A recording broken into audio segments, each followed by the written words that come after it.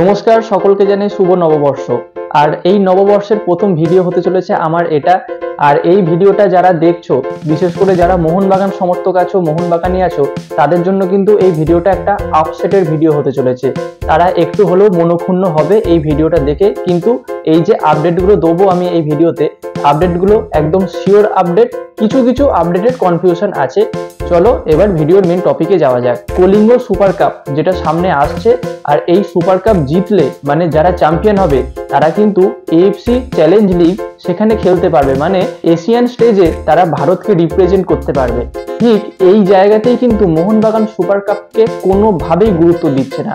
তার ইঙ্গিত দু চারটে জায়গা থেকে বোঝা গেছে। প্রথম কথা হলো, কোনো বিদেশি প্লেয়ার থাকবে না এমনটাই খবর আসছে। এমনকি নুনো রেইজ, যাকে এই সুপার কাপে খেলানো হবে বলে একটা রিউমার ঘুরছিল, একটা খবর ঘোরাঘুরি হচ্ছিল যে নুনো রেইজকে সুপার কাপের জন্য মোহনবাগান রেজিস্টার করেছে। তবে এখন যে পরিস্থিতি মনে হচ্ছে, সেই পরিস্থিতিতে দাঁড়িয়ে নুনো রেইজও মনে হচ্ছে সুপার কাপে খেলবে না। এটারও কারণ হলো, সুপার কাপে মোহনবাগানের কোচ কে থাকবে জানো?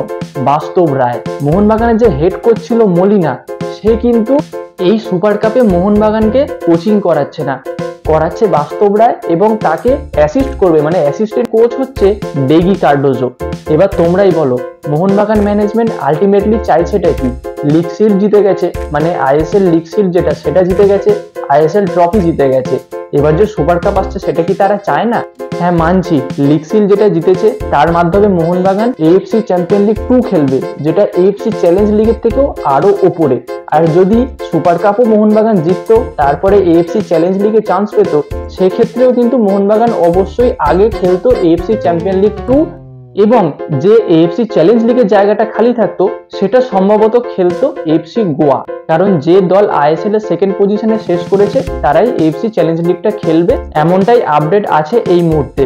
তবে এই জায়গায় দাঁড়িয়ে মোহনবাগান যে একজন বিদেশিকেও নিয়ে যাবে না, এমনকি যে বিদেশি কোচ মলিনা, যে ফিটনেস কোচ, যারা অ্যাসিস্ট্যান্ট কোচ, সম্পূর্ণ যে কোচিং মানে যে স্টাফগুলো ছিল বিদেশি, তাদের একজনও থাকবে না।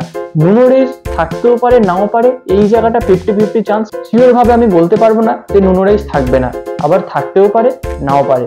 তো যাই হোক বন্ধুরা, মোহনবাগান ম্যানেজমেন্টের এই সিদ্ধান্তটা তোমাদের কেমন লেগেছে তোমরা কমেন্টে জানিও। আলটিমেটলি আমার কিন্তু ভালো লাগেনি।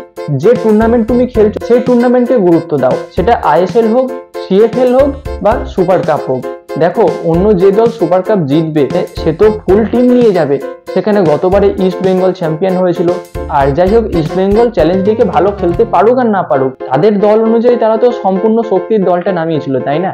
তো এবার দেখা যাক। দেখো, আগামী 20 তারিখেই আছে মোহনবাগানের খেলা চার্চিল ব্রাদার্সের সঙ্গে। যদিও সেই খেলাটা মোহনবাগান খেলবে না, কারণ চার্চিল ব্রাদার্স এই লিগ থেকে নাম তুলে নিয়েছে। কেএফসির সঙ্গে তাদের একটা ঝামেলা চলছে এই বিষয় নিয়ে। আর এই চার্চিল ব্রাদার্স কেন খেলবে না এই বিষয় নিয়ে ডিটেলস ভিডিও আমার দেয়া আছে, যে ভিডিওটা আমি এই ভিডিওর ডেসক্রিপশন বক্সে লিঙ্কটা দিয়ে দেবো, তোমরা সেটা দেখে এসো। আর এই ভিডিও সম্পর্কে তোমাদের যা মতামত সেটা এই ভিডিওর কমেন্ট বক্সে অবশ্যই জানিও। আর এর পরবর্তীতে 2-5 দিন যে ভিডিওগুলো আমি এই চ্যানেল থেকে দেব, সেটা কিন্তু এই ব্যাকডাউন বা এই অবস্থায় দেব না, কারণ আমি যাচ্ছি বেনারস, অযোধ্যা ঘুরতে। তো সেখানে গিয়ে যে সমস্ত ছোটখাটো আপডেট আছে সেই আপডেটগুলো তোমাদের সঙ্গে শেয়ার করব। হয়তো বেশ কিছু নয়েজ আসবে, ব্যাকগ্রাউন্ডটা কিছুটা চেঞ্জ হবে। তো এই বিষয়গুলো তোমরা একটু মানিয়ে নিও। দেখা হচ্ছে পরবর্তী ভিডিওতে। Bye bye.